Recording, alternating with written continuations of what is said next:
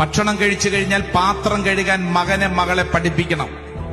അവര് ധരിക്കുന്ന വസ്ത്രങ്ങൾ അറ്റ്ലീസ്റ്റ് വാഷിംഗ് മെഷീനെങ്കിൽ ഇടാനെങ്കിൽ അവരെ പഠിപ്പിക്കണം.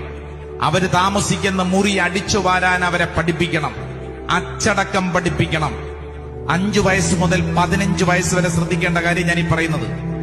15 വയസ്സ് മുതൽ മുകളിലോട്ട് നിങ്ങളുടെ മക്കളെ നിങ്ങളൊരു ഫ്രണ്ടിനെ പോലെ, സുഹൃത്തിനെ പോലെ കൈകാര്യം ചെയ്യണം. മനസ്സിലാവുന്നുണ്ടോ?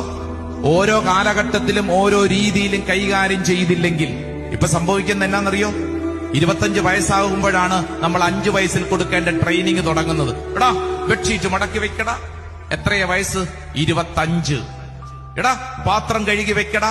വയസ്സെത്രയായി? 30. ഇങ്ങോട്ട് നോക്കിക്കേ. കൊടുക്കേണ്ടത് കൊടുക്കേണ്ട പ്രായത്തിൽ, കൊടുക്കേണ്ട അളവിൽ കൊടുക്കണം. ഒരു പ്രായം കഴിഞ്ഞിട്ടല്ല.